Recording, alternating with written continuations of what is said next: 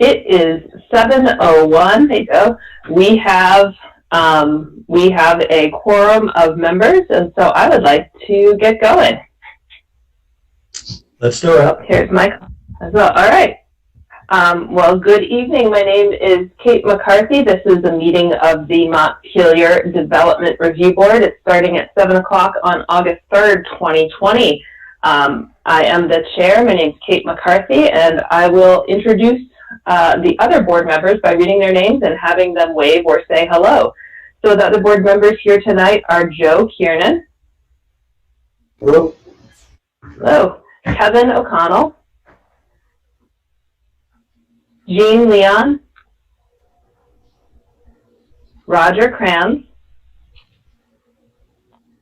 Rob Goodwin. Was here. I don't know if you can see me. I'm having issues. Okay, we hear you. We don't see you yet, but we hear you. Thanks for being here, Rob. And Michael Azortek. Yeah, I'm here, but I'm already experiencing internet trouble, so this could be a fun night.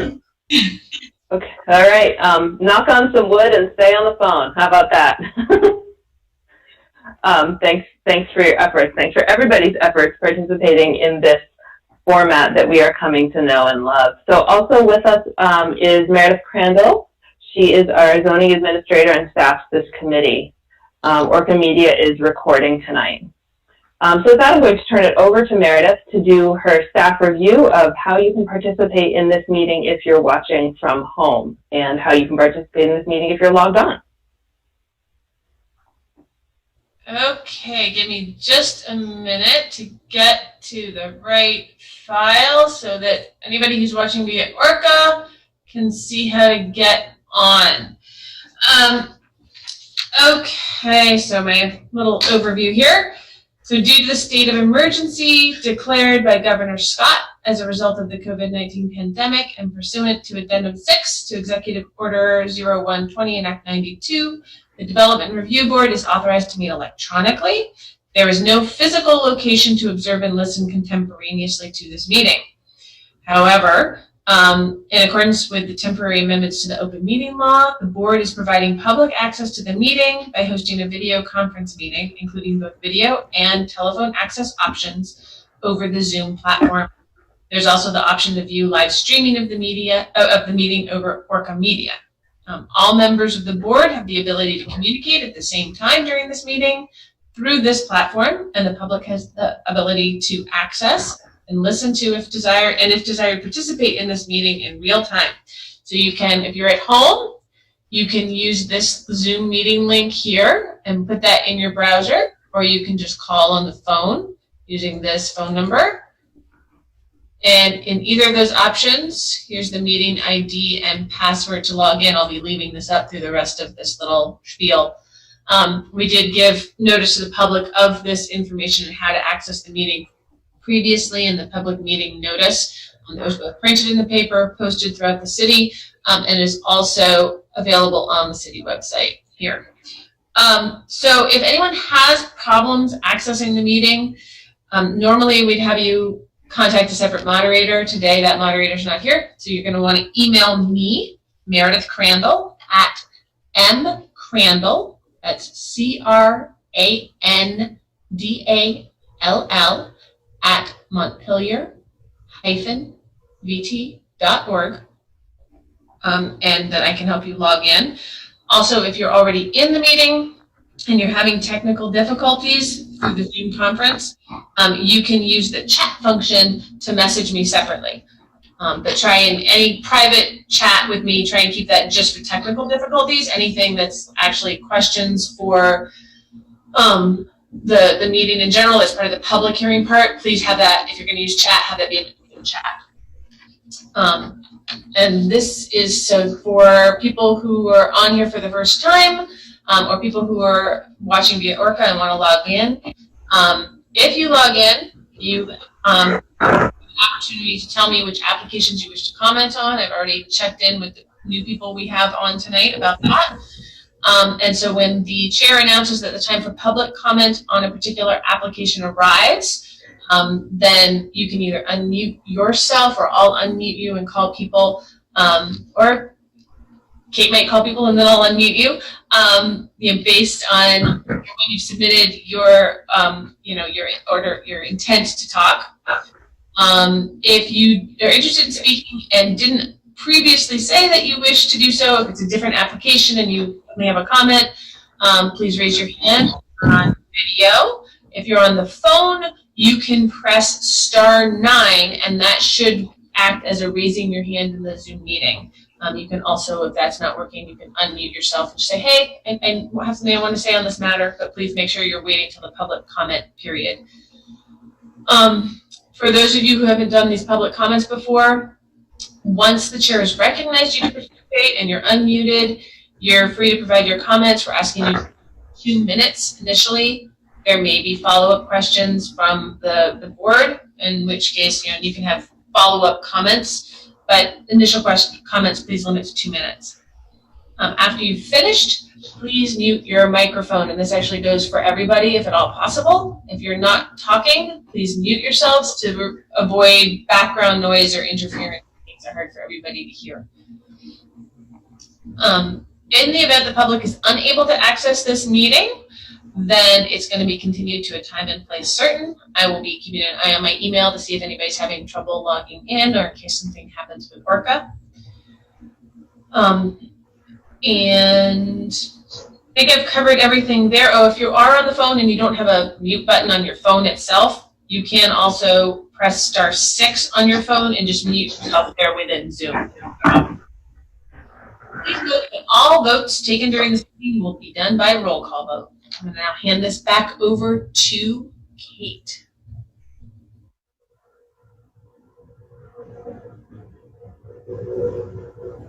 You're muted, Kate. Thank you. Next item on the agenda is approval of the agenda, which we'll do by roll call. Are there any modifications to the agenda? All right, is there a motion to approve the agenda?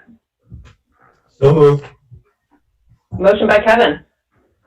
Second. Second by Rob. All right, we'll take the roll. Or any discussion? All right, we will take the roll call. Joe? Yes. Kevin? Yes. Jean?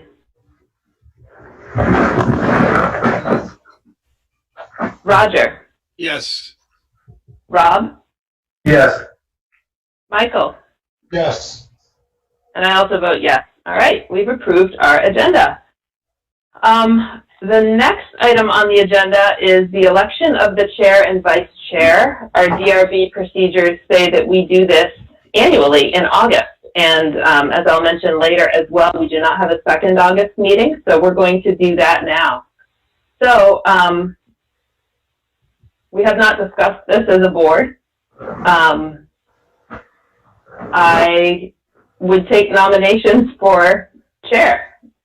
I'll make the nomination for chair for Kate. Yes, I'm nominating you as chair. Thank you, I Kevin. second that. There, I we second. have a, thank you, a motion from Kevin, and I think I heard the first second was from Joe.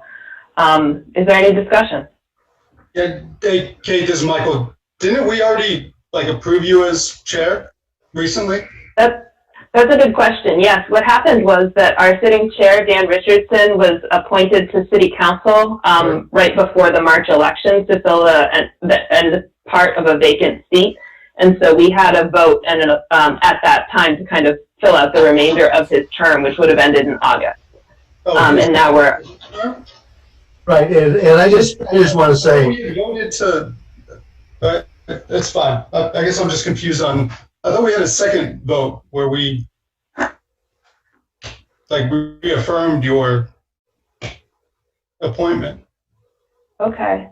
I don't recall. I was vice chair before, and then I was acting chair, and we may have affirmed me as chair after Dan left the board. So this, what we're voting for now is the next year. Right, and August is typically the time when we do that. And there have been so many disruptions this year that, we may have taken another, half dozen different votes on these kinds of things. But right now is what matters. And I just want to say, Kate has really grabbed the ropes of this process, particularly in this strange situation we find ourselves right now. And I just would like to see that expertise that Kate has gained continue as in the chairperson position. Thank you, Kevin. I really appreciate that. It's certainly been a team effort, and I've been glad to do my part. Any other discussion? Okay, we'll go ahead and vote. Joe? Yes. Kevin? Yay. Jean? Yes. Roger? Yes. Rob? Yes. Michael? Yes. And I'm going to abstain. Thank you all. You have elected a chair for the next year, and it continues to be me. I really, really appreciate your support. All right, so what we will do next is accept nominations for the vice chair for the next year. Are there nominations for a vice chair? I nominate Kevin. I second. Motion by Roger, second by, I think that was Jean, right? Yes. Okay, thank you, Jean. Is there any discussion? All right, we'll take the vote. Joe?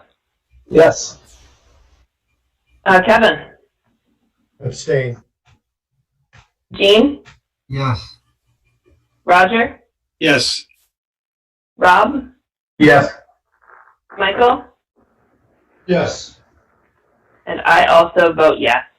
Congratulations, Kevin, and thank you for continuing on as vice chair. Thank you, everybody. All right. I appreciate that vote of confidence. Thank you. Great. There are no comments from the chair. I believe the next item is our meeting minutes, to approve the meeting minutes of July 20th. The people eligible to vote are Kevin, Rob, Joe, Michael, Roger, and myself. So is there a motion to approve the minutes? So moved. Motion by Rob, Second. second by Kevin. Is there any discussion? Okay, of those eligible to vote, Kevin, Yes. Rob, Yes. Joe, Yes. Michael, Yes. Roger, Yes. and I also vote yes. We've approved the minutes of July 20th. Thank you. Okay, with that, we'll move to our first application of this evening, which is a continuation from 2 meetings ago of 100 East State Street. So before I ask Meredith to recap where we left off and what we need to figure out tonight, I will ask if there's anyone new here to testify on this application, 100 East State Street.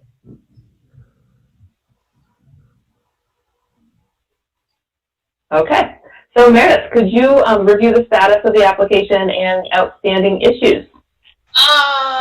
I can, but it looks like we lost our applicant.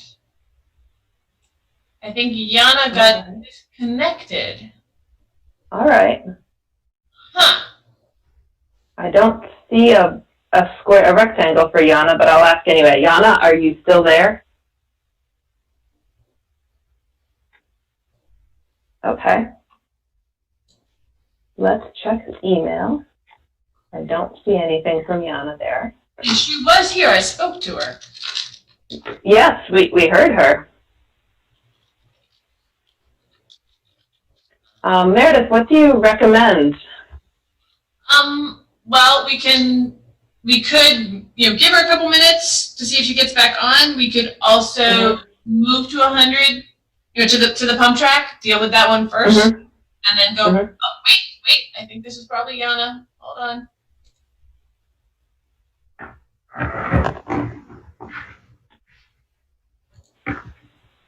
Yana, are we welcoming you back?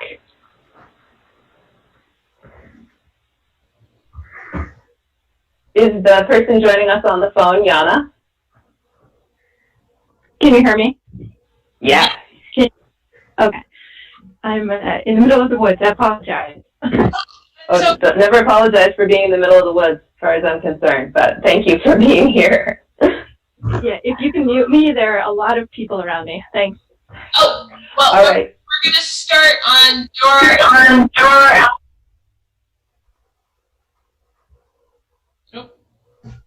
Yeah, I just muted you, Yana, but we're going to discuss your application. We'll let you know when it's time for you to, when you can talk, and then I'll unmute you.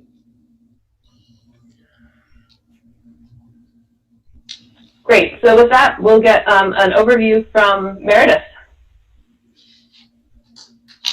Okay.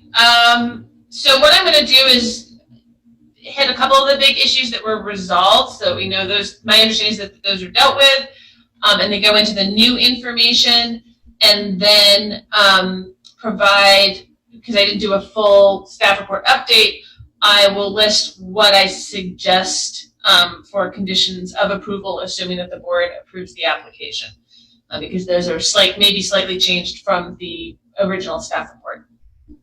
So during the July 6th hearing on the 100 East State Street application, which is to demolish a small shed on the back of a historic garage, but the shed isn't historic, and then convert that garage into a single dwelling unit. So during the July 6th hearing, the board determined that this project is not demolition of a historic structure, and so isn't subject to the elevated requirements of section 3004.d. And the board also took testimony regarding screening of the new dwelling unit from the commercial business on the site, and my understanding is that it was decided that they didn't need necessarily additional landscaping between those two structures, but the board might have changed their mind by then. Like I said, this is just my understanding of what happened. And then the outstanding issue was whether or not the public sidewalk requirement of section 3202.b1 was applicable. At the board's direction, I went to the city attorneys and got guidance on that. There's my short memo and then the legal guidance from the attorneys in the meeting packet. And based on that guidance, I have recommended that the board waive the public sidewalk requirement for this particular application because the city's attorneys had advised that the requirement would be unconstitutional if administered and enforced as written, particularly in this particular instance where the project costs and the scale of the project are so small in relation to the amount of sidewalk that would be required and the associated costs with that. So my sort of upshot of all of that is that my recommendation would be that if the board agrees with all of those items, that for approving the application, conditions would include that the applicant shall follow the erosion control practices outlined in section 3008D, and that also within 30 days of this decision and prior to permit issuance, that the applicant shall provide the zoning administrator with the full specifications for the proposed outdoor light fixtures, including the lumen output, which demonstrate compliance with the requirements of section 3204. I think both of those were listed in the back of the staff report. I just wanted to make sure we reiterated them. Okay, thank you. So what I'm going to do is ask board members if you have any questions on the determination about the sidewalk requirement. We've received legal advice from outside counsel and staff recommendation not to enforce that provision of the zoning bylaw because it was found to be inappropriate. It could be considered a taking. I agree with staff recommendation in this, but I want to take a few minutes and provide space to ask any questions that people might have about that recommendation, that board members might have about that recommendation.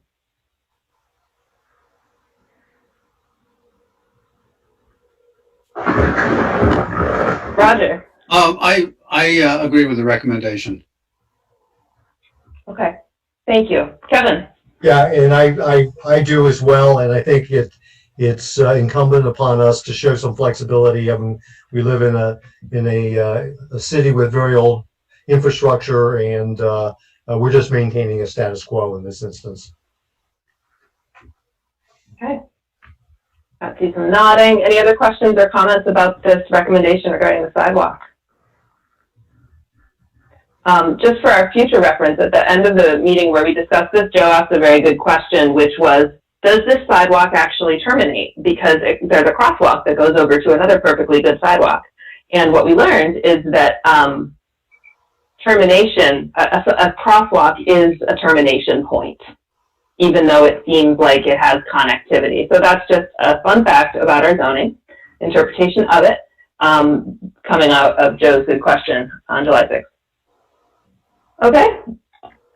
So are there questions about any of the other issues that we discussed, that Meredith mentioned, or that we discussed on July 6th? We've, I think, determined quite conclusively it's not a demolition of a historic structure. We talked about screening.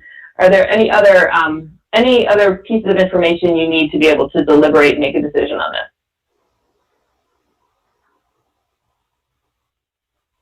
this? Okay, and I feel like the board is pretty well informed. Yana, is there anything that you want us to know or be aware of before we deliberate on this?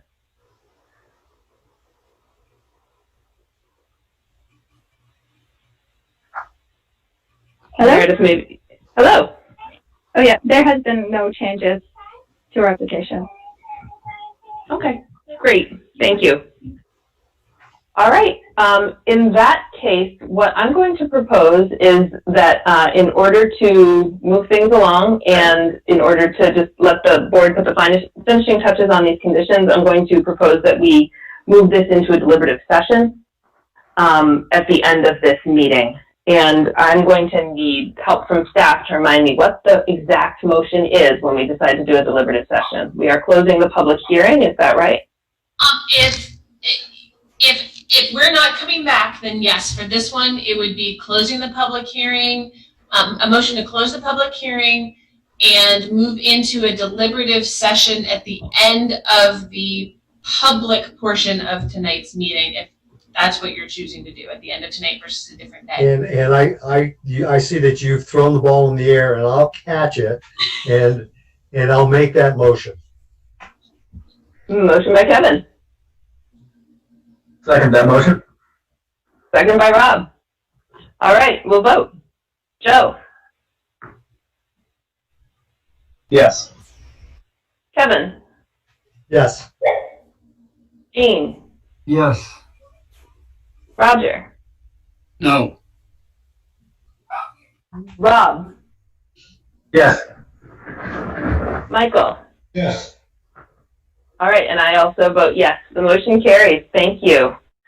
All right, with that, we have concluded our discussion of 100 East State Street, and we're going to move on to 0 Cummings Street, the North Branch Park Pump Track. Meredith. Just make sure Yeah. Yana understands what's going on. Maybe you're not planning to come back from the deliberative session tonight. It'll be Yana will get a written decision with what happens with what the actual vote is and conditions later, correct? That's right. That's right. So we won't be discussing this application anymore in public tonight. So if Yana wants to sign off, that would be fine. Okay, thanks. And I would like to say before you do sign off, Yana, I'm not suggesting deliberative session because there are any problems with this application, but rather to expedite the creation of the conditions and the discussion that we're having as a relatively new board. Okay. Nothing wrong with the project. All right. Okay, that's good. That sounds good to me. Good. All right. Thank you. Thanks. Okay, so we're going to move on to the North Branch Park Pump Track, and I believe we have the. Oh, Meredith. Yeah. Sorry, we had somebody else just come on the phone, and I don't know who it is. It might be It's Ward Joyce. Hi, Ward. Hey. We we just wrapped up 100 East State Street and are moving on to our next application, but there were no questions from board, this is Kate speaking, there were no questions from board members about the specifics of the project, and Yana shared that there were no changes to the project since the July 6th meeting. Okay, great. Yeah. So that means we move forward. Yes, we're going to make that final vote in a deliberative session after the public portion of this meeting is closed. Great. Okay, thank you so much. Thank you, Ward. Yeah, bye. All right. Great. All right, so we're turning to 100 East State Street. And my first question, before I ask Meredith to tell us where it's at, is I'm going to ask if there's anyone new here to testify on this application. You mean on the Zero Cummings Street pump track? That's totally that is absolutely what I meant. Yes, we're going to talk about the pump track, Zero Cummings. Is there anyone new to testify on that application? I'm Nolan Langweil. I'm just here along with John Hollard in case you have questions about it. I'm with the Montpelier Area Mountain Bike Association. Okay.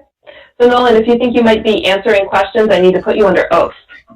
Since what you say will be entered into the record. So, do you solemnly swear or affirm that the evidence you're about to give is the truth, the whole truth, and nothing but the truth under the pains and penalties of perjury?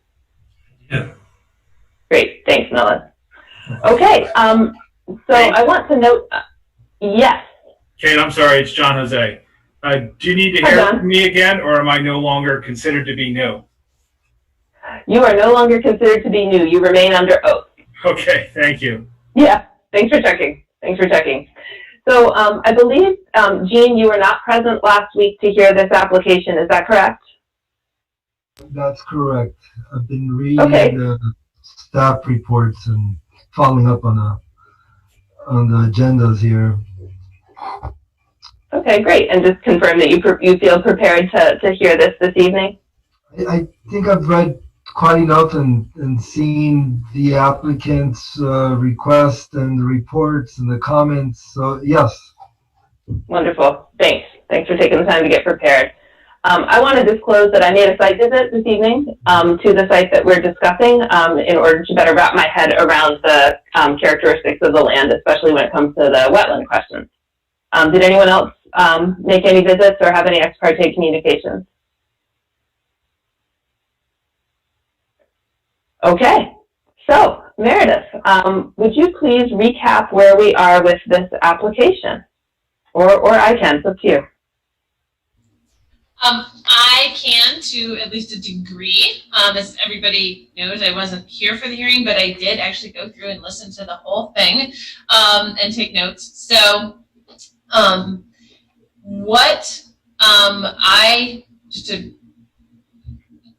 if we've got people on here, so this application is for building a pump track on a parcel of land that adjoins the Winooski River, or the North Branch of the Winooski River, that's owned by the city, and it's often managed in large part by the Parks Department. But this pump track would be built by the Montpelier Area Mountain Bike Association. And through the hearing 2 weeks ago, the main topic of discussion appeared to be the wetlands and vernal pool issues. There was significant discussion and testimony on that. And some of the big issues were concerns regarding barriers to amphibian migrations and how to prevent runoff snow melt into the wetlands, and the potential contaminants included in that snow melt, as well as a question regarding, it seemed like there was questions regarding whether or not the board was going to approve some or all of the parking that was proposed. That seemed to be an issue as well. So there have been comments since that July 20th hearing. There were some that I included in the updated packet that was posted and circulated and is part of the agenda, including some from the Montpelier Director of Parks, Alec Ellsworth. His comments were with regard to whether or not he thought that screening was needed between this new use and especially the local apartments, the nearby apartments, the determination regarding impervious surfaces, winter use, that this would not be used in the winter, confirmation of that, and some thoughts about impacts on wetlands and vernal pools. And there was also some discussion that I circulated between John Jose and the planning director, Mike Miller, with regard to potential conditions to deal with the amphibian issues. In addition, and I circulated these to the board members and to John Haller, I've received comments since then, since the staff report got circulated, and I can read those into the record when we get to that point, and I can do that now. But those are from Ned Swan and the Montpelier Conservation Commission. Let's get a little more oriented before you read those into the record. Exactly. I don't want to read those now. That would be later. Okay. There seems to be a long list of potential conditions for this application. And I don't know if you want me to go through this, Kate, or if that's something that we should hold off on, just because the wetlands issue seems fairly unresolved right now to me, but maybe. Yeah. Let's just confirm our understanding of the issues before we talk about conditions. So just one thing I want to say for the record, and this comes up every few meetings, it's just kind of a reminder about what we do and what we don't do. Sometimes people say, oh, I wish that a project had this or didn't have this, or do we need one of these, or do we need two of those? And that comes up all the time. But I just want to remind us, and for the listeners, that it's not the DRB's decision to decide who a project should be for, or whether it should be done or not be done. Our job is to take what's been proposed and then make sure it fits the standards that we have in our regulations. So that's going to be our job tonight. We'll do to the best of our ability. So after going to the site and after reflecting on our discussion last week, I thought it could be valuable if we just talked a little bit about what is and is not present with respect to the proposal, how the proposal relates to the wetlands and vernal pools. And I want to remind folks that we have two resource maps that we're looking at. We have the ANR Natural Resources Inventory, which is page 86 of our packets. We also have the City of Montpelier Natural Resource Inventory, which is not necessarily more fine-grained, but may have an additional amount of on-the-ground surveying that's been done by the Conservation Commission in the city. So the recommendations in our staff report from Meredith initially come from her assessment of the NRI, Natural Resources Inventory, which shows that this project is within the 500-foot vernal pool buffer and then the 50-foot wetland buffer. Our job as a board when it comes to the standard for protecting wetlands and vernal pools is to determine whether there is an undue adverse impact on those resources. Okay, so that's kind of a landscape. So what I'd like to do, if you all wouldn't mind, I think it would be of benefit. Meredith, could you please show us page 86 of the staff report, which is the pump track natural resources map from the ANR Natural Resources Inventory. Okay, if you want to zoom that up a little bit. So the red part is what's a mapped wetland from the Vermont Significant Wetlands Inventory. And I don't know if you can zoom that at all. You're probably trying right now, Meredith.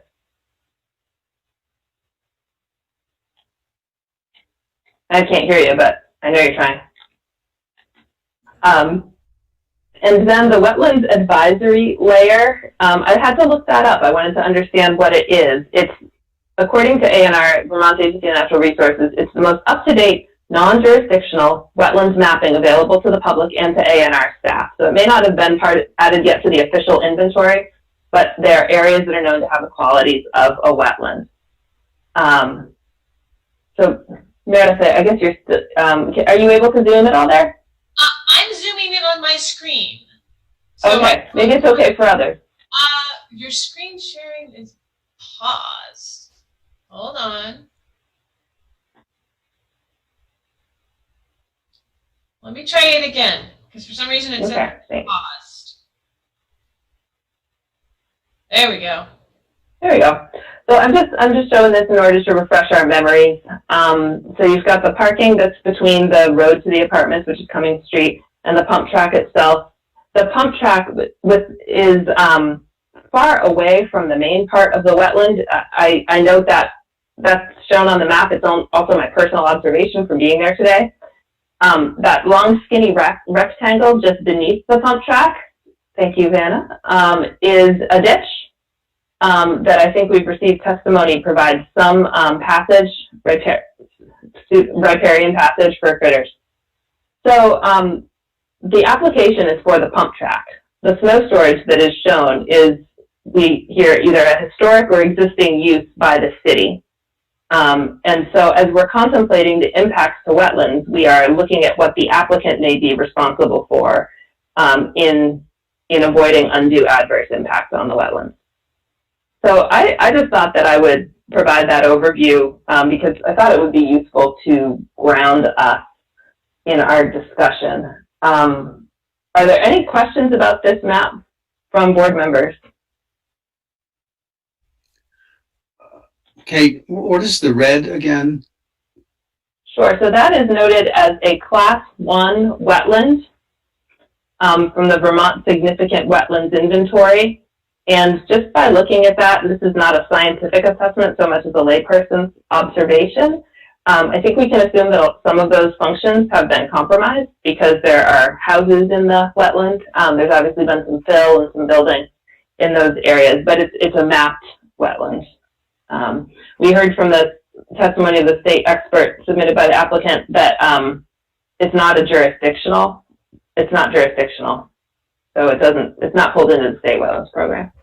Hold on one second. Are you sure that that's not the AE 1% annual flood line? Oh. Yeah, I think the That class would make one's more sense. orange. Yeah. Oh gosh, you have better eyes than I do, Rob. Thank you for that. That's okay. Team effort. Okay, so I want to correct the record that I'm not saying that there's a wetland in the middle of those houses, but that is the flood hazard area. So the wetlands advisory is what we're talking about there. I'm glad we're talking about this because that's important. Other questions or comments about the map, the extent of the wetland, how it relates to the proposed project? Okay, so just for comparison, if we could zip over to page 101 of the packet, I just want folks to see the, there it is, the natural resource inventory for the city. What we're looking at there is the kind of yellow, darker yellow, that's the 500-foot buffer around the vernal pool. The darker green is the wetland, the lighter green around it is the 50-foot buffer. Okay. And then, could you outline for us the approximate location, Meredith, of the pump track and the parking area? Okay, so they're kind of down in that part of it. Okay, so that's what we're contemplating. That's the extent of the impacts that we're discussing tonight. Okay. So everything just presented is my understanding of the materials, and at this point I want to open it up to board members to ask if you have any other questions about what we just looked at. Just want to make sure we all understand what we're talking about.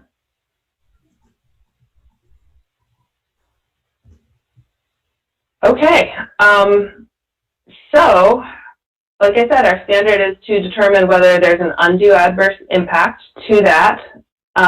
We've heard from the state wetland specialist that constructing a buffer between the wetland, to demarcate the 50-foot buffer of the wetland so that people don't accidentally ride their bikes into that area.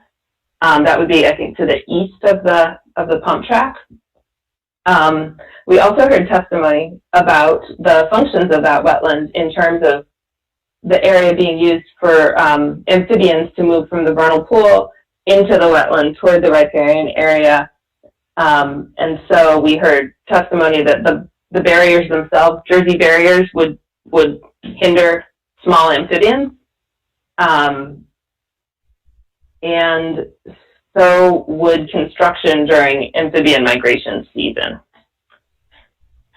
I'm going to stop because what I've just done is kind of make sure we had a shared understanding and recounted my sense of what we talked about in the last meeting. So at this point, I'd like to open it up for discussion. Or Actually, maybe what I'll do is have Meredith read into the record comments that pertain to this,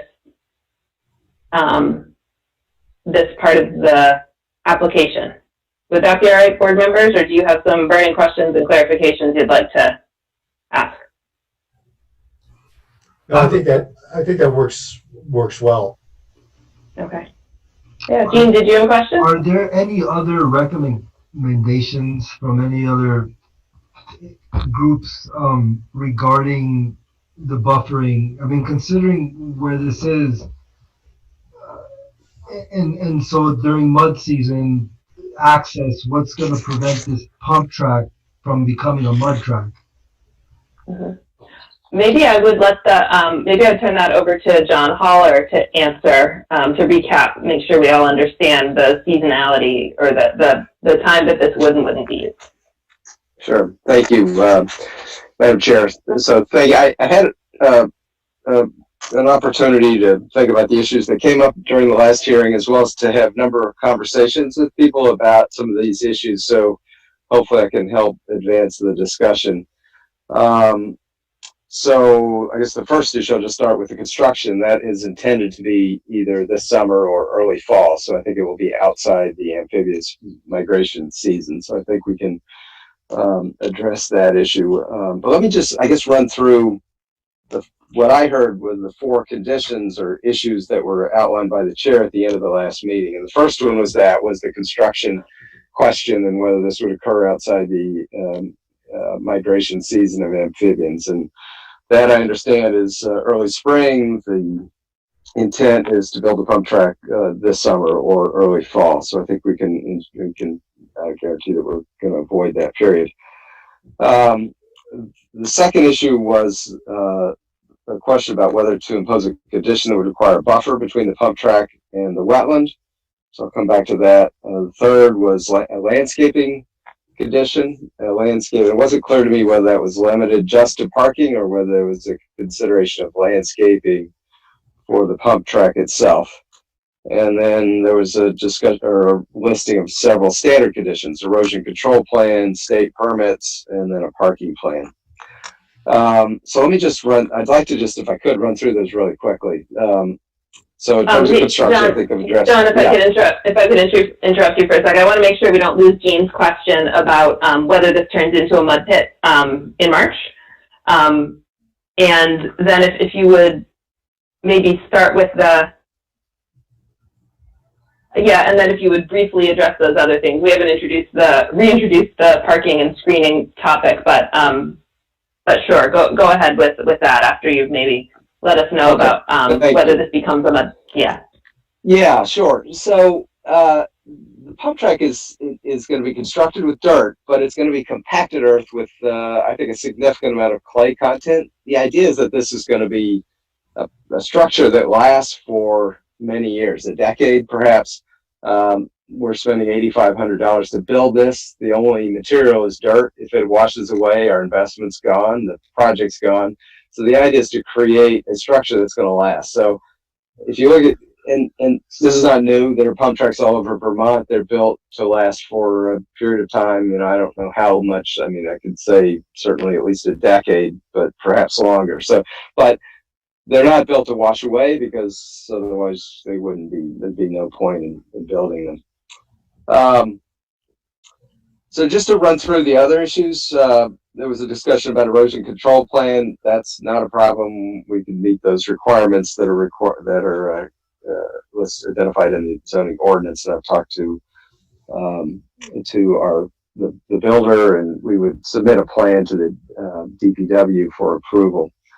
In terms of landscaping, we're not convinced that that's needed for the parking, but if the commission determines that the housing needs to be screened from the parking area, which would be a maximum of 9 spaces, I think we could do that.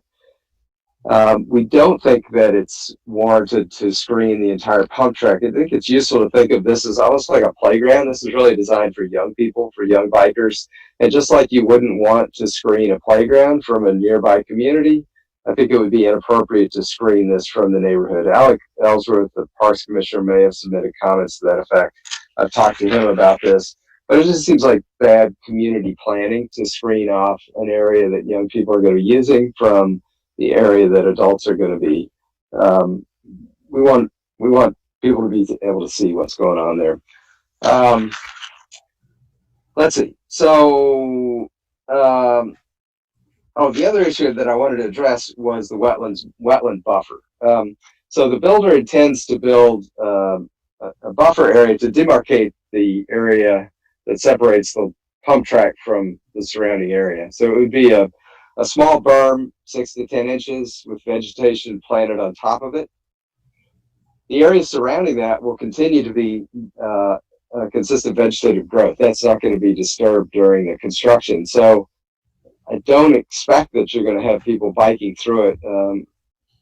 Kate, you visited the site. You saw it's pretty overgrown. Nobody's going to be biking through that. They're tall weeds. It's an overgrown area. It's going to continue to look like that. So I don't think there's a great risk of that, but there would be a buffer that would be created. So the area is clearly going to be demarcated. What I'm concerned about, though, is imposing a requirement on the applicant to prevent future runoff of snow storage, that if the city decides to use the site to place snow there. My understanding is that hasn't happened for 7 or 8 years. They may use it again for that purpose. If they do, it's a decision that's entirely out of our hands and entirely independent of whether a pump track exists there or not. So putting that burden or that requirement on the applicant on this to ensure or protect against any runoff from the city's decision to place snow on the site seems to be a reach. I think that's more appropriately a requirement of the city to ensure that any snow that they put on the site doesn't run off into the river. And John, on that point, I think that was a recommendation of the state wetland specialist rather than a staff recommendation. Okay. And Meredith, is that your understanding as well, Meredith? That's where it came from. That's where it came from. I Okay. included it in here as a possible condition to consider because it was put in there. The other thing to remember is that, yes, Mamba is on here as the applicant, but these are zoning permits. They run with the land. So ultimately, the city is ultimately responsible for what happens on the piece of property. Just if that's any help for you, John. Something to throw out there. I mean, I'm not, but this is city property, so I'm not sure how this application changes that. I mean, we're happy to be responsible for the impacts that are created by the construction of the pump track. What I'm concerned about is being responsible for future actions of the city in placing snow on the site that we can't control. Yeah, and so the whole, yeah. Go ahead, Kate. No, you go ahead, please. I was just saying, I mean, your application is for the pump track. The snow storage that's occurring there is not what's being permitted here. You've just noted on here what is a current use of the site. So that's not part of the approval. Is that where you were going as well, Kate? Basically, and also, Mamba is not buying the land from the city. It's improving the land that the city owns. Right? Do I have that right, John? That's right. Okay. This is just a permitted use by the city. Okay.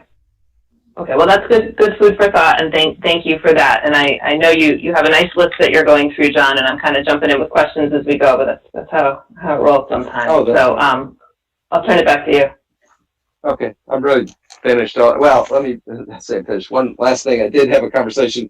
I think John Jose maybe hopefully still on the phone. John and I talked.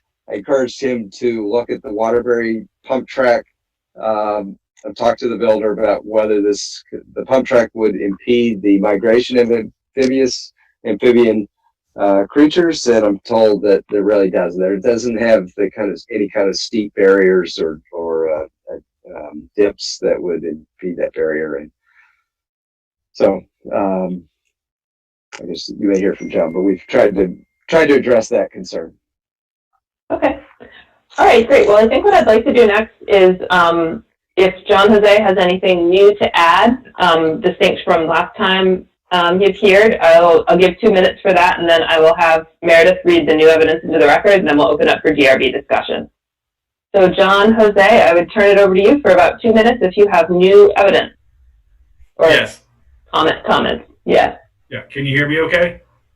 Yes, thank you. Thank you. So yeah, as John indicated, he had suggested I visit or give consideration to visiting a pump track that's located up in Waterbury. This track was designed and built, my understanding is, by Sinuosity, the same company that is going to design and construct the pump track on Cumming Street. And I did take a drive up and take a look at the track and take some pictures yesterday.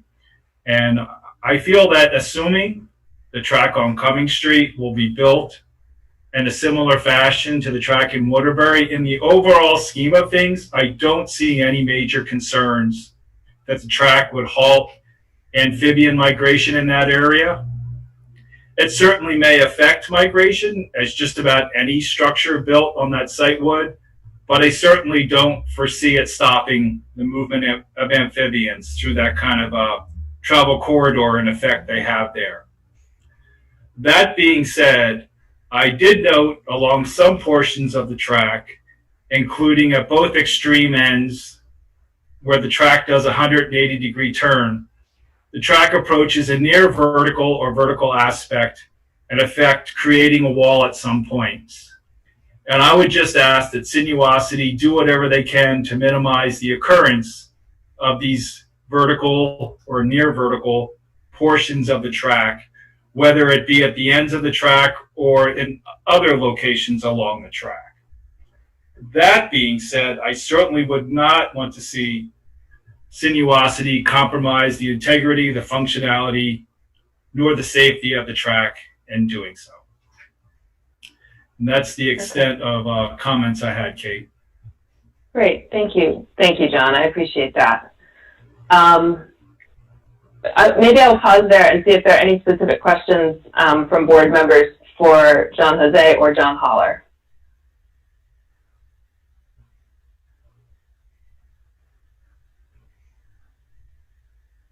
Okay, well, let's go ahead and hear from Meredith, who will read to us the items submitted today so that they're in the record.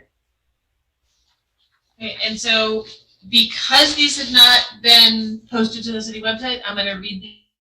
It's going to take a little bit, but these will also get included in the permit file. If anybody from the public or out there wants copies of these, they can contact me and I can provide them. So first we have a letter that was submitted, emailed in by Paige Gurton, and who was on at the hearing last time. And but these comments are actually from the Montpelier Conservation Commission. So we, the undersigned, are members of the Montpelier Conservation Commission, so our comments come from that perspective, although they are not made on behalf of the entire commission. This project is definitely within the 500-foot protection area around the vernal pool. However, it's possible that the project will not have a direct impact on the pool itself, given that A, the project site is on the other side of the road and away from the woods, and B, the land and vegetation on the proposed site are not of the type that would be likely to support the amphibians that would utilize the vernal pool as a breeding ground during the rest of the year. There is, however, a wetland on the opposite side of the project site, and amphibians such as wood frogs have been observed both breeding in the wetland and moving back and forth between the wetland and the vernal pool. The state requires a 50-foot buffer to be maintained around the wetland. Both the wetland and the vernal pool need to be protected during construction, and people should be made aware of the use of those areas by sensitive amphibians during spring and early summer. We ask that the following conditions be placed on the permit. Construct the pump track in late summer or fall to minimize interference. Construct the pump track in late summer or fall to minimize interference with amphibian movement and breeding. 2, mark the 50-foot buffer around the adjacent wetland with tape or rope and signs before construction begins to be sure it's not encroached upon. 3, provide erosion control between the project and the river/wetland during construction. 4, take steps to protect the wetland from runoff and people walking or riding into it. This could include wire fencing around the perimeter of the track, or preferably planting native vegetation along the river end of the track to encourage bikers to stay on the track. This would also mitigate runoff from the raised area and control erosion. 5, create as little disturbance as possible of the native soil, given that it is very likely contaminated with petroleum products and other pollutants from years of being used as a snow dump site, and will spread those contaminants to the wetland and river if disturbed. 6, use only pervious gravel for the parking lot if the lot is necessary at all, not paving, and screen the lot with appropriate vegetation that does not disturb amphibian migration patterns. 7, the applicant should have a plan to close the track to the public based on weather or seasonal closures. This should include signage at the track or parking lot notifying the public that the track is closed. We ask the DRB to determine why a parking lot is needed at all when there is a paved dead-end road adjacent to the proposed site that is wide enough for cars to park and city trucks to pass by, and the applicant stated that access to the site will be primarily from the recreational path and adjacent parking lot. Public parking. If the parking lot were eliminated, the applicant could locate the pump track away from the wetland area and closer to the road, reducing the impacts to the vernal pool, wetland, and vulnerable amphibian populations. Respectfully, Montpelier Conservation Commission members Paige Gerton, Phyllis Rubenstein, Michael Lazorchak, Stephanie Hunt, Katie Michaels, Jamie Bates.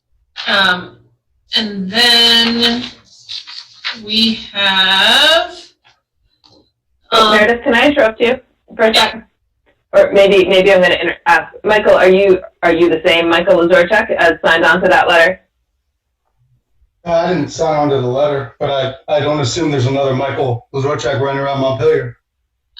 So they put your name on this without you knowing?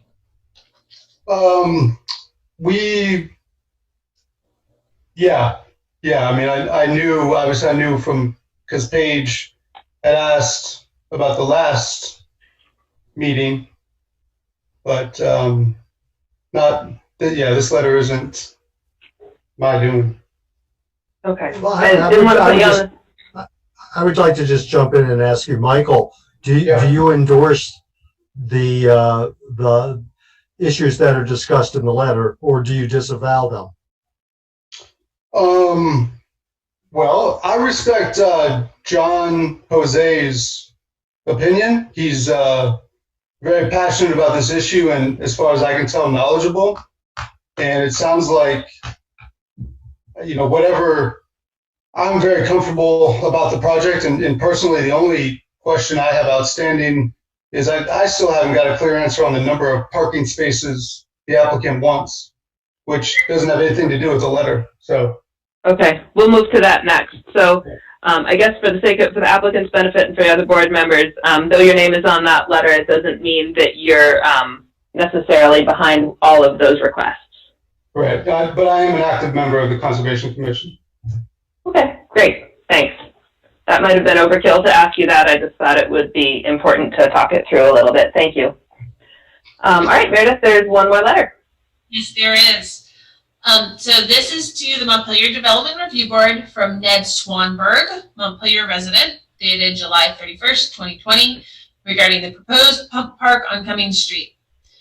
Thank you for considering my comments during the recent hearing. I'm afraid this is going to be another hasty and inadequate response, but here are some of my thoughts. 1, the North Branch River Park has been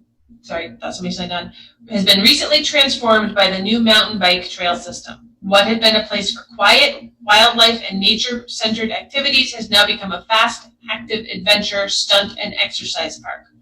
I can understand how yet another accoutrement to this new project can be unstoppable. Unfortunately, none of this is nature-focused. The recreation area across the river would seem to be the place for pump parks, skateboard parks, playgrounds, ball fields, and parking. The little pond and wetland is a rare feature in Montpelier.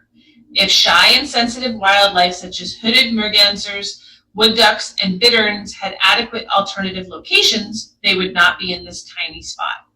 Despite the severely degraded condition, this is a wildlife hotspot in conjunction with a limited set of other sites.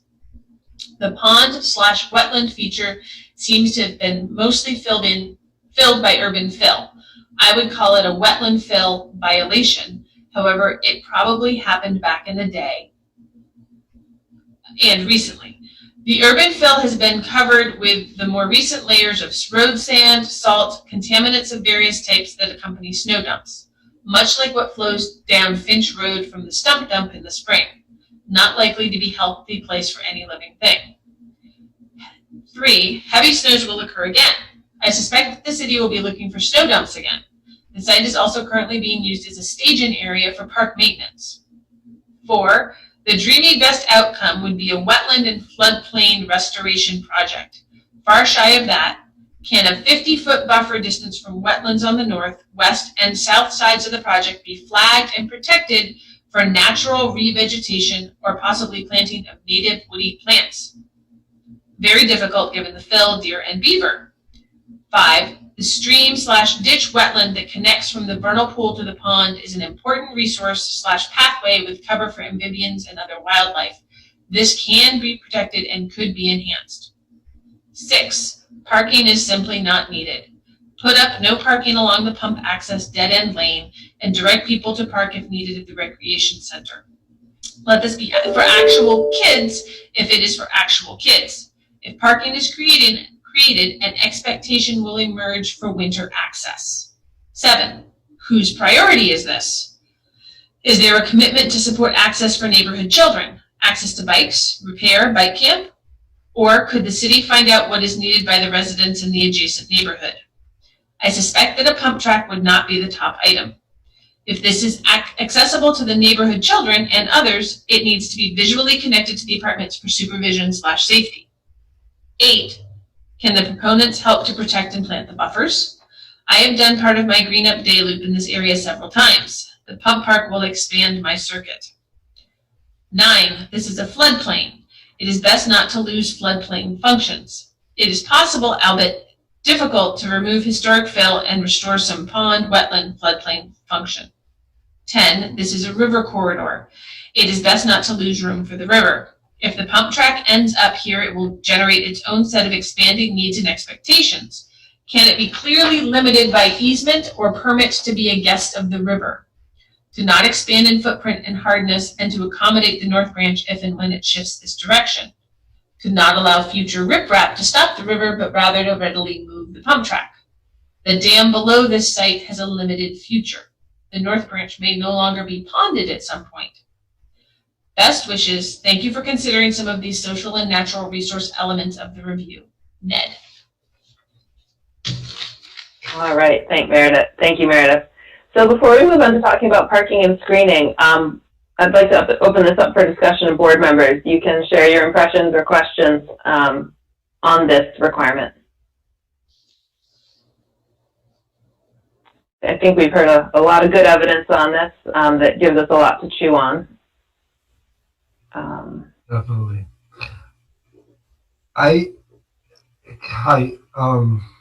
Yeah, Dean.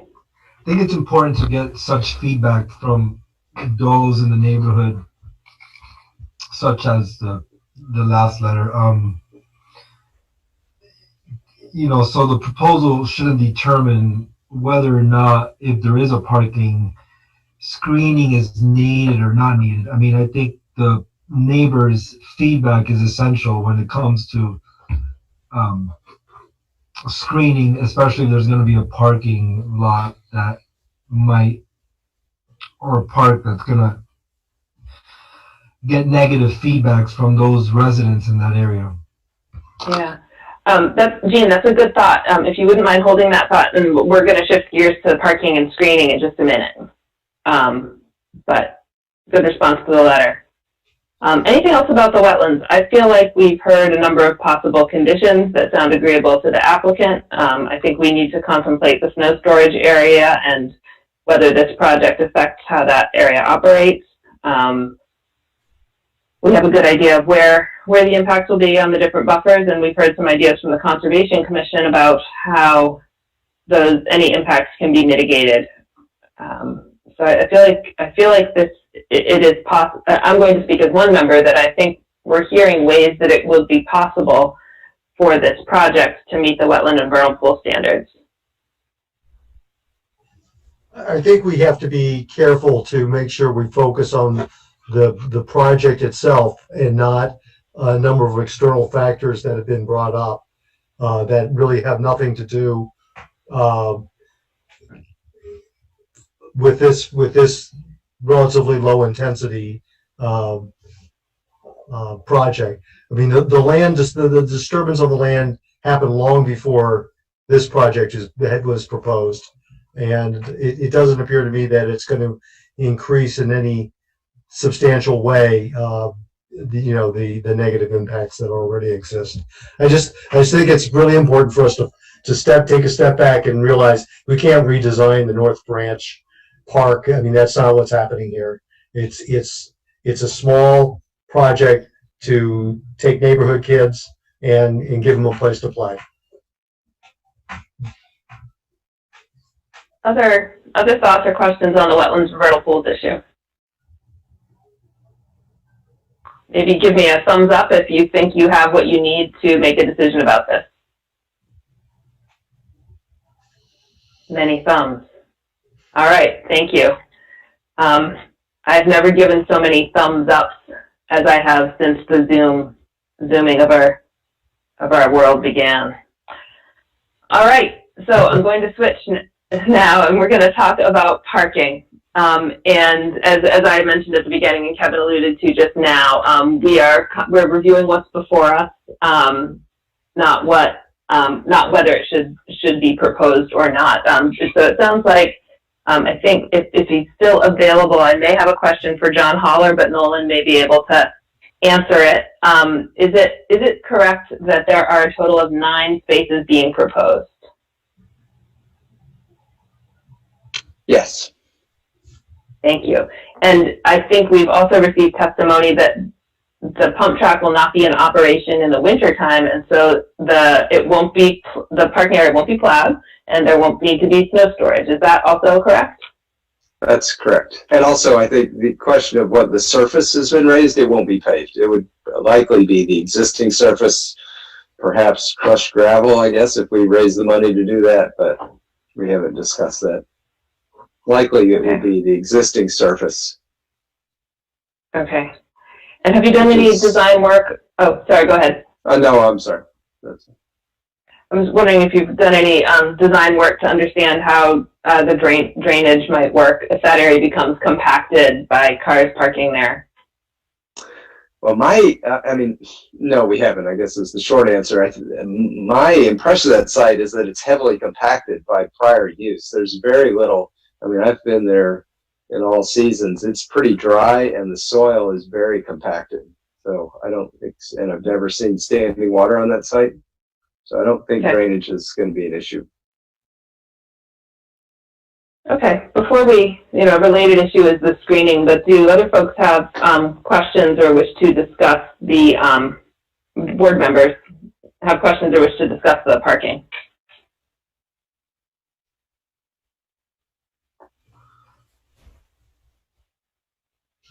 You have a thought, Kevin? Well, I did just in general. I think the parking, it's a pretty modest parking lot.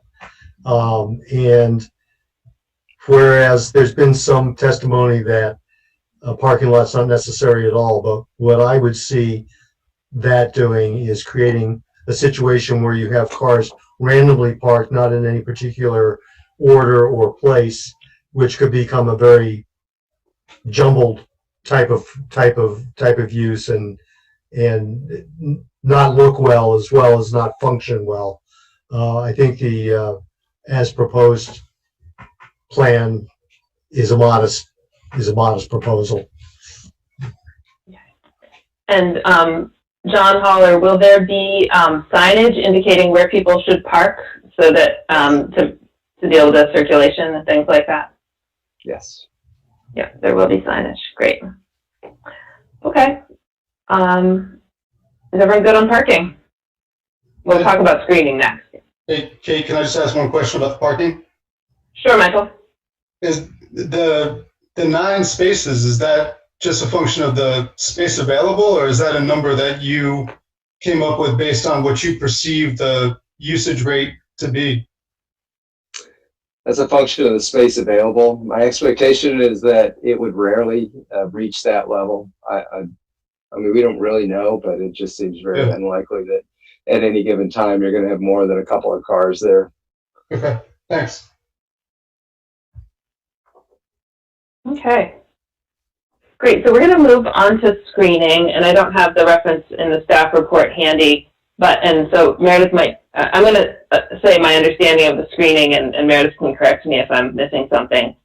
But landscaping and screening is a section in the zoning, and the purposes of that section include providing a landscaped buffer between residential and non-residential land uses, and screening land uses and development that create visual clutter and distraction. It's page 15 of the staff report that says screening applies when non-residential abuts residential, and I think more germane to our discussion, when parking areas are proposed. So it is my sense that we're discussing the screening of a parking area more than we are, rather than discussing the screening of the pump track itself, because of that purpose statement that it's about screening land uses and development that create visual clutter and distraction. I don't think that the pump track is going to create visual clutter and distraction, but I think the part of our ordinance that says we put screening around parking is germane here. Meredith, do you have anything to add about this section, or you want to frame it up for us? Because I think this is our last thing to discuss. I don't know if I have any better framing than what you just gave here. I mean, there's a lot of the time it's really, in past when we've dealt with these landscaping provisions, it's pretty cut and dry. You have to have landscaping, it needs to go there. In this instance, you know, there is that requirement for screening, applying for parking, the screening standards apply for parking areas. Hold on, let me just, give me a second, okay? Because I've got my stuff, I want to look at the actual full clause. Okay. Sure. While Meredith's looking at that, do board members have any opinions they want to offer on the screening based on your thoughts, your thinking on this, or your review of staff report?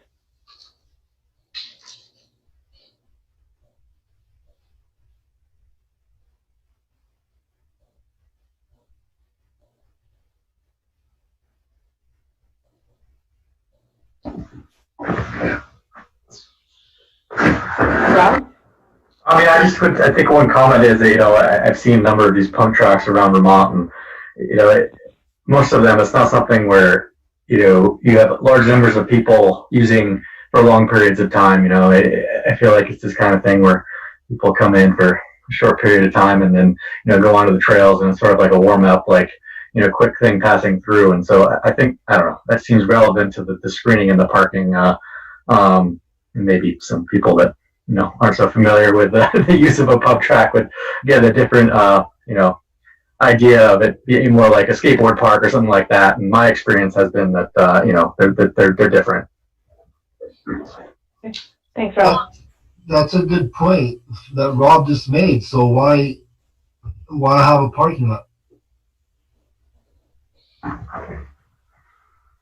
It's a valid question. We've heard testimony that the parking lot is of interest to the applicant. It's not really our prerogative to redesign the project. It's more that if they are asking for parking, how do we determine whether it meets or doesn't meet the standards? If I could just respond to that. I mean, this is not a high priority, but I do think it adds to the convenience. Let's say you have a 6-year-old kid and you live in, off of Terrace Street. You're not going to ride bikes down from Terrace Street or Town Hill Road to get to the pump track. So it adds to the convenience of people who drive there. The DPW has raised concerns about parking along the access road. I think your the letter from the members of the parking commission, I think, raised the question about why parking is along there. And we did explore that, but they want to make sure that that remains open. You know, I think people could park along Cummings Street. It's just not ideal. I think if people are driving to that site to use it, that they ought to be able to park there. I don't think it's going to be, you know, big demand.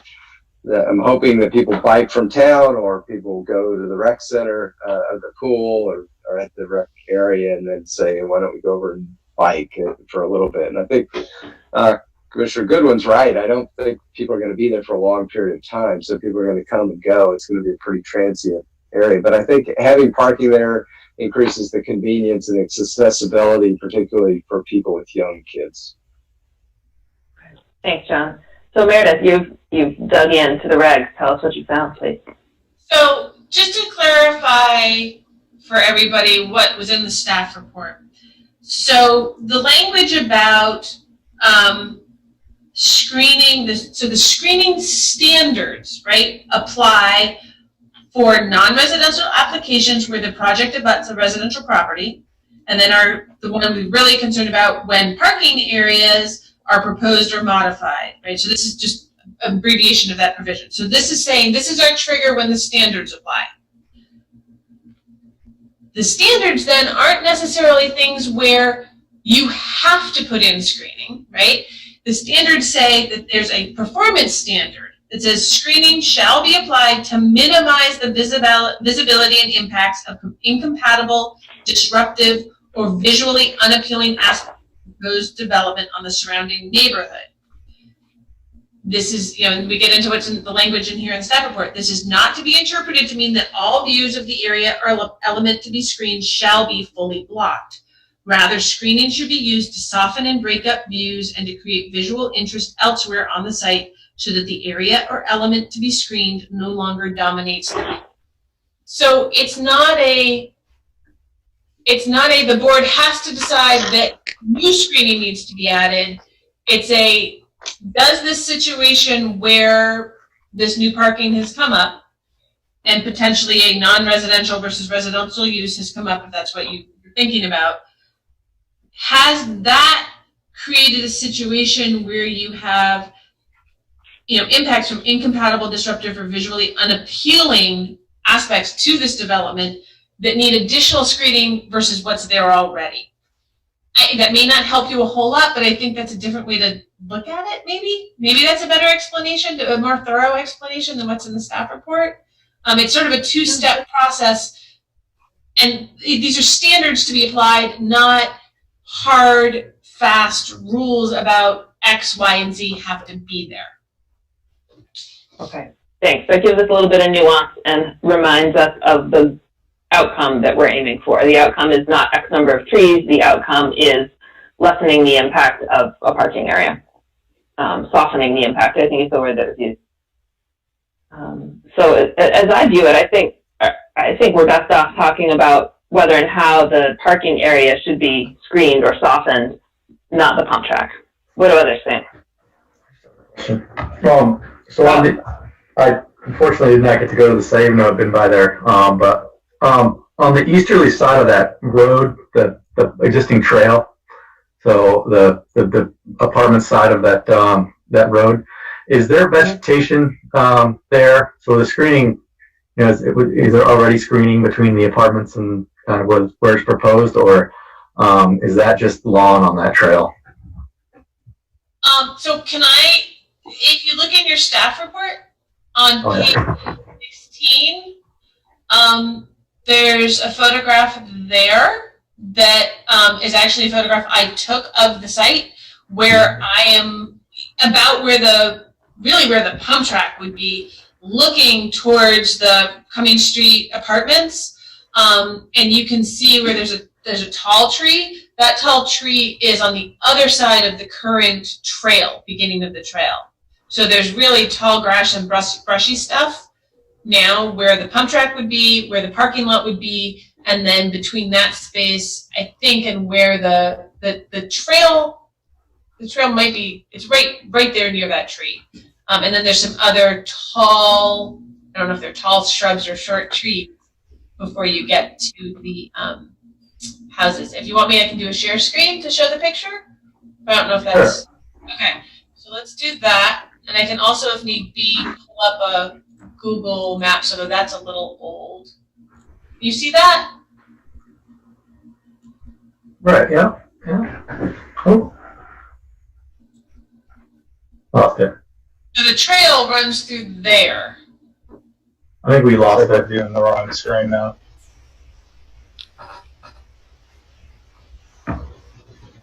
Did it go away? Yeah, we just got blue background and one PDF. Okay, so hold on, let me try again.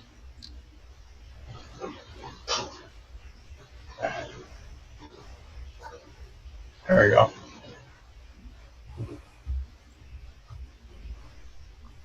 Oh, this side of that tree, right? I think it's I think that's where the actual bike trail runs. Right. The side of the tree. So this tree and that screening is there. Okay.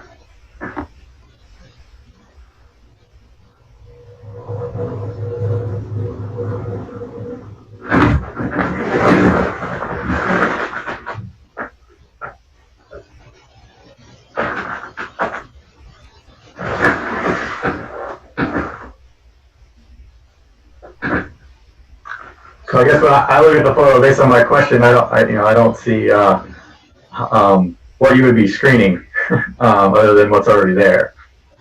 But that's just the opinion of one board member. I have a question. So, from the research I've been doing on the Google Earth aerial maps, just before those townhouses there and adjacent to the bike trail, and it's on Cumming Street, it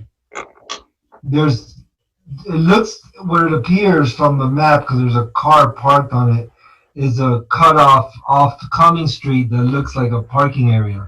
Would that be a guest parking space for those apartments? Could maybe that be expanded since it's already there? That's a private parking area. It's private? Okay. Yeah. Yeah, it's off the parcel. It's not even on the same parcel. Right.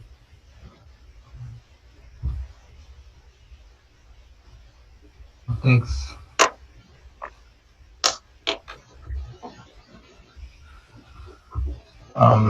Yeah, I mean, my personal thoughts are that it doesn't seem like it really needs all that much screening, especially since they're not planning on doing anything other than just designating an area of this field as a parking area. That's what I gathered, at least. It looks like there's already some shrubs and trees that provide some screening. We're not screening the actual pump track, so if occasionally there's a couple cars there for a short duration, I'm not sure that warrants the amount of effort that it would take to grow some mature vegetation there that would actually do the job of screening. So I'm inclined to waive that responsibility, I suppose. That's something we're allowed to do. We could determine that the performance standard has been met by the existing condition. Yeah, then I guess I would like to say that. Okay. My own feeling is that if we go from not having cars in that meadow-like area to having a few cars, that a few bushes, something low-key to soften that impact would be appropriate. It would not need to be, 20 different kinds of trees and 3 different varieties so that you've got flowering at every different time of year, anything like that. The use of the word softening in the staff report, at least I heard that. Yeah, soften and break up views. I feel like that can be done in a pretty low-key way that would ultimately benefit the site and hopefully not be too arduous. So that's where I am at the moment.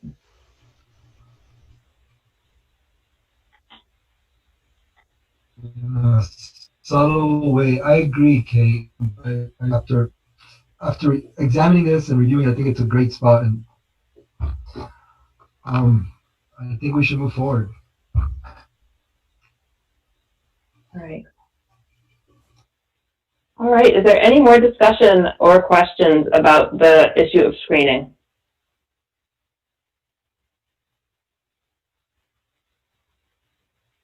All right. Are there any 2-minute comments from anyone who hasn't had a chance to speak yet? I guess that would be Nolan, if there's anything you want to say, and then I'll ask John Holler if he has any concluding thoughts.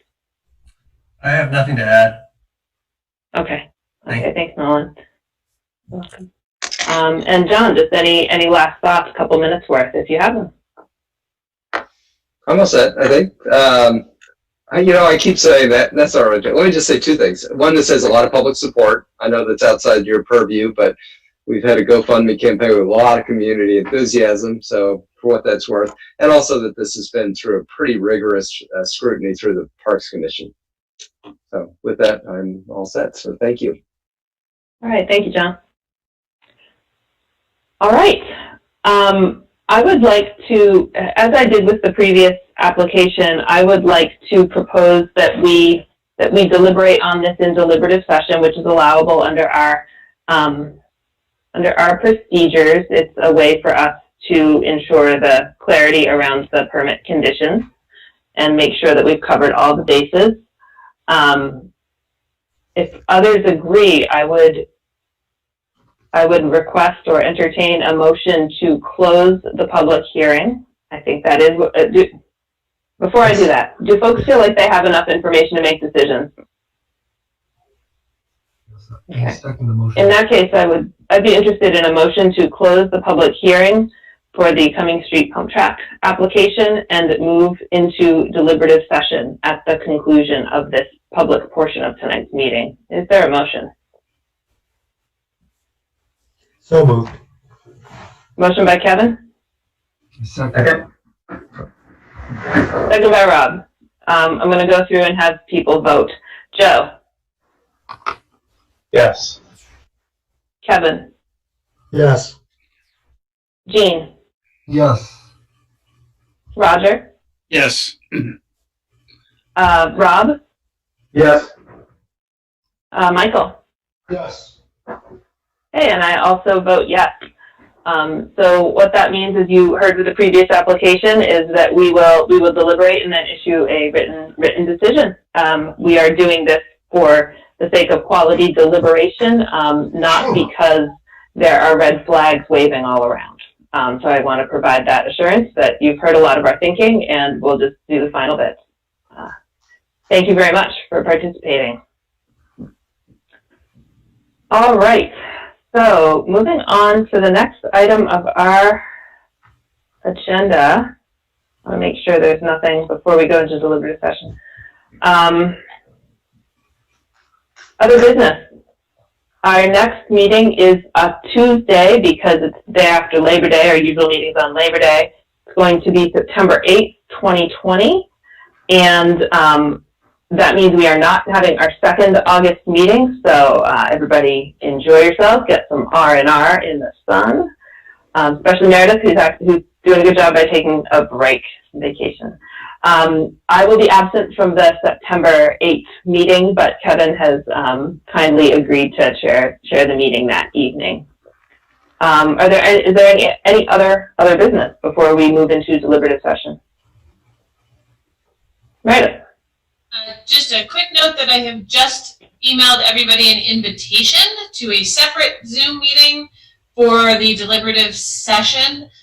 Just so that we don't accidentally have people trying to log into this late and waiting in the waiting room and not knowing what's going on. Okay. Thank you. Everybody keep an eye out for that. And Meredith, can folks call you at your desk if they don't get that Zoom invite? Okay. And that number is on the website. That's in our email, Meredith? Yeah, I sent it as an Outlook invitation. Okay.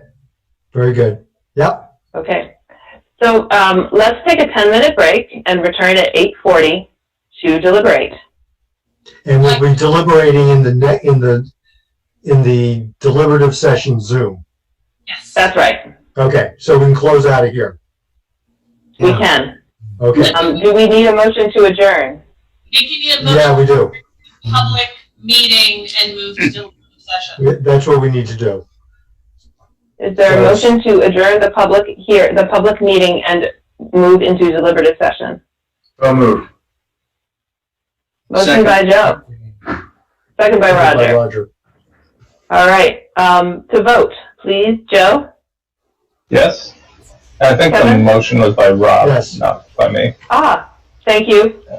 Friendly amendment from the person who didn't actually make the motion. Motion by Rob, second by Roger. And voting yes so far, we have Joe and Kevin. Jean? Yes. Roger? Yes. Rob? Yes. Michael? Yes. And I also vote yes. This meeting is adjourned, and we will reconvene in deliberative session using the Zoom just sent to us at 8:42. Thank you. See you then. See you then. Does anybody have their email open and have seen it? Got it. arrive?